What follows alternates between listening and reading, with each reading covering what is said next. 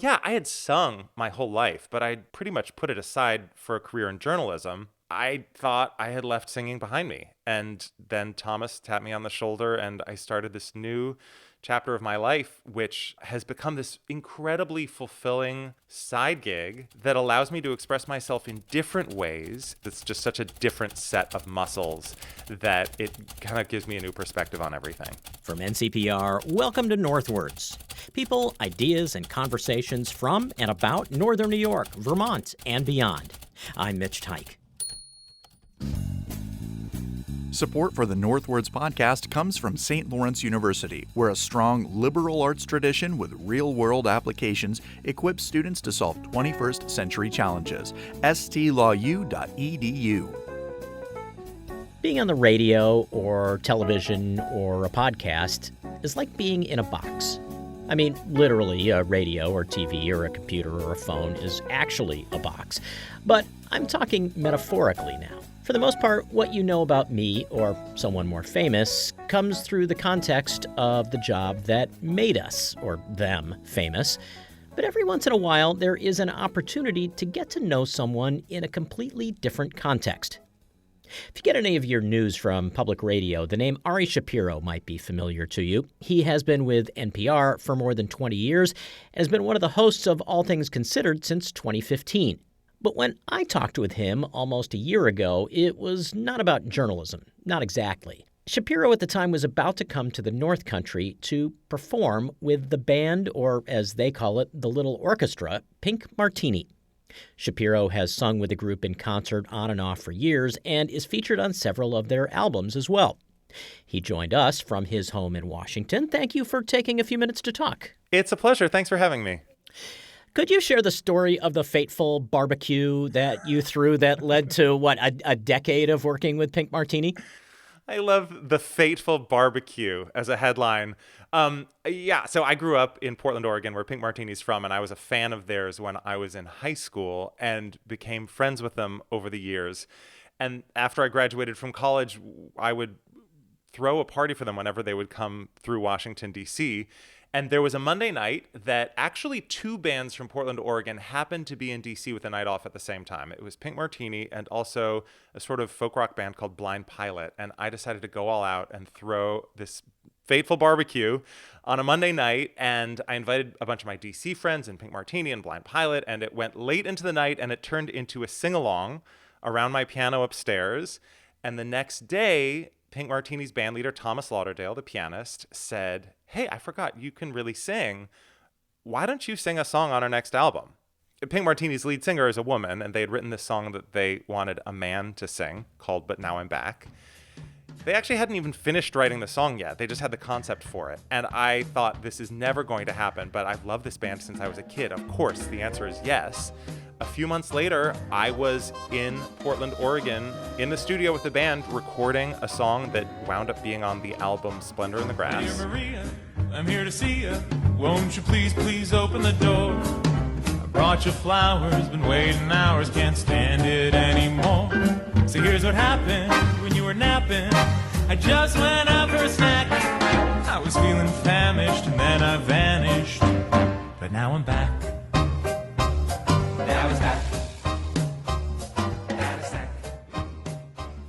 And then Thomas said, well, now we need to find a time for you to perform this song live with us. So why don't you come to the Hollywood Bowl, which is this legendary venue that seats 18,000 people in the Hollywood Hills. So the first time I ever sang with any band anywhere live on stage was in front of 18,000 people at the Hollywood Bowl. And it's been going ever since. That was like 13 years ago. So that was really your first time singing professionally. Did you have any kind of singing career before that?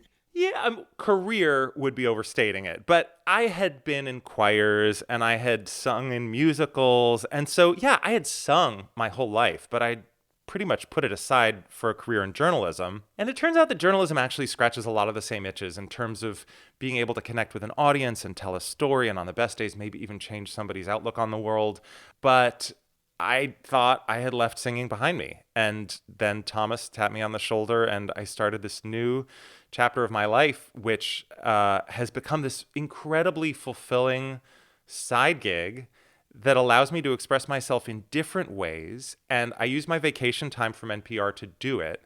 And it doesn't exactly feel like a vacation, but I come back to the news feeling rejuvenated and ready to dive back in again, because it's just such a different set of muscles that it kind of gives me a new perspective on everything.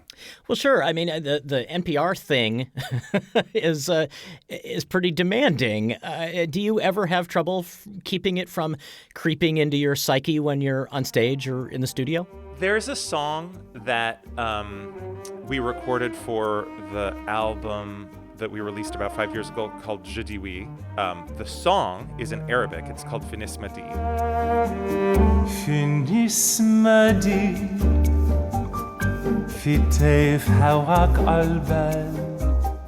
And this friend of the band's, who has since passed away, named Iyad Qassem, wrote the lyrics in Arabic about the experience of a refugee longing for the homeland that he might never see again. And he told me that he took the new title of the song from something his own parents, who were refugees, used to say, which is, "There's no breeze as sweet as the breeze of home."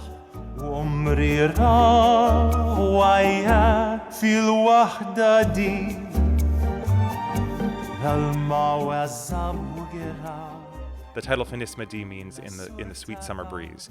And we sang the song in Lebanon, which is the country that has taken in more Syrian refugees more than almost anywhere else in the world. And it was this strange convergence of this artistic way of relating to a global upheaval that I had also, as a journalist, covered, reporting on the flow of Syrian migrants. And we also, we've performed it at a venue in Manhattan that has a view. It's an outdoor venue that has a view of the Statue of Liberty from the stage. So I've sung that looking out at the stage, all of which is a long-winded way of saying you can't compartmentalize these things. They're all interconnected.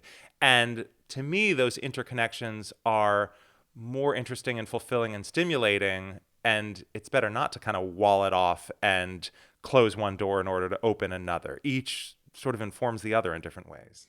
At the same time, you don't want to be standing on stage and having goosebumps and forget what you're doing up there. Oh, I have definitely done that. I have definitely gone up on my lyrics, flubbed something in the middle of a show. But I think that's kind of the fun of seeing a live performance. I, as an audience member, don't want to go to a concert and feel like I'm listening to an album. I can do that on a CD. I can do that on Spotify or Apple Music. I want to go see people be humans on stage, having moments that they are never going to have again. And so I kind of love when I go to a show and somebody forgets a lyric. And as a performer, at least I convince myself that it's giving people a more interesting experience when I forget the words of a song. Do you speak Spanish? Do you speak Arabic? I don't speak Arabic. I don't speak Spanish. Over the years with Pink Martini, I have sung in probably half a dozen languages that I don't speak, from Armenian to Ladino to Greek. And I always try to learn the lyrics from a native speaker. But I think maybe because I grew up learning Hebrew prayers and I don't fully speak Hebrew, I'm sort of accustomed to learning songs in languages that I don't speak.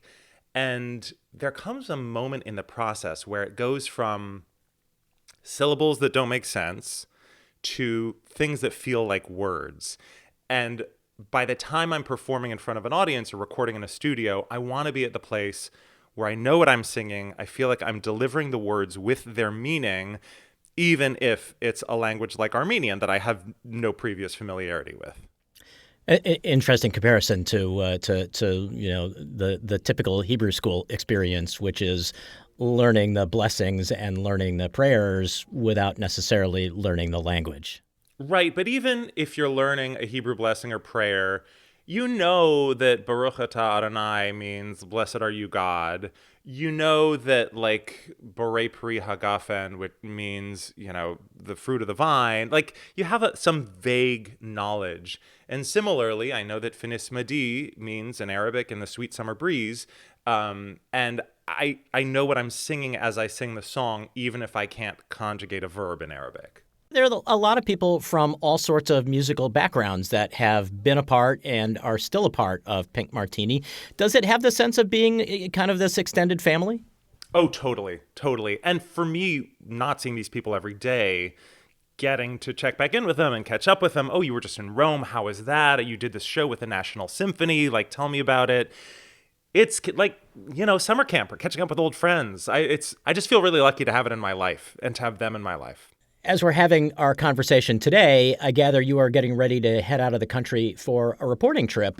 I know a trip like that can be pretty intense from a journalism standpoint, but do you get to feed your musical brain at all when you are in the field?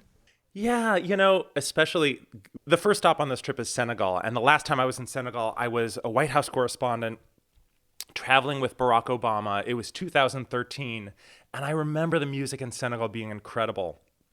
This time we're profiling a hip hop artist named Matador, but I'm really excited to hear the music there. We're also going to be in Morocco and Spain. This is a project looking at the connection between climate change, global migration, and political extremism. So it's a big topic to tackle, but I find that often if you look at these things through the lens of arts, it gives you a different perspective and a way into, especially some of these difficult stories that otherwise might be a little harder to bring people on board with. Folks have described you as a polymath, a Renaissance guy, or maybe just someone with an amazing range of talents. So peel back the curtain. Is there one thing out there that you wish you could be better at? I'm really bad at baking pie crusts, I can't bake a pie crust. I've tried and failed many, many times. That's what crumble is all about. That's why I make crumbles. I make crisps and crumbles. Yeah. All right. So what is the feeling like for you when you are on stage with Pink Martini versus being in the studio, hosting when there's breaking news, and you're just waiting for that Eleanor Beardsley two-way to be ready? The biggest difference is the presence of the audience. And I use the word presence carefully because obviously when you're on the radio, there's an audience present, but you don't feel them. You don't have that kind of exchange of energy that you have when you're live on stage and people are applauding or cheering or silent and you can hear a pin drop. When you're performing with a band like Pink Martini, there's a sense that even if this is a concert that they've done before and will do again, there will never again be exactly this experience in this way with these people at this time. And there's something so special about that, especially after the 2 years of the pandemic when we were not able to gather in person in that way. It just feels, like everybody in that space is collectively creating something together. And when you're on the radio, it's very intimate. It's like I'm here talking to you, and I don't know if 10 or 100 or 1,000 or 1,000,000 people are listening, and ultimately it doesn't matter. But that intimacy is very different from the kind of give and take with an audience that you feel when you're on stage with a band like Pink Martini. Well, Ari Shapiro, we've heard the news side of you for so long. It's been great getting to know the musical side of you just a little bit. Thank you for having me. Ari Shapiro is one of the hosts of NPR's All Things Considered and a sometimes member of the little orchestra Pink Martini. We talked with him last year just before he came to the North Country for a concert at the Lake Placid Center for the Arts. Thanks so much for listening to this episode of Northwards. I'm Mitch Teich. I hope you enjoyed our interview, and you can catch new content every Friday right here or wherever you get your podcasts. Find out more about Northwards and NCPR on our mobile app or at our website, ncpr.org. And while you're there, make a donation to support everything you hear on North Country Public Radio. Northwards is an NCPR podcast production. The show is written, edited, and produced by Mitch Teich with digital production supervision by me, Ethan Shanty. Caitlin Kelly handles our social media, Bill Hanel is our digital director, and Doyle Dean is our production manager. Music is by the Wickmore Jazz Trio of Plattsburgh. To support this show and find more podcasts, visit ncpr.org. This is NCPR, North Country Public Radio.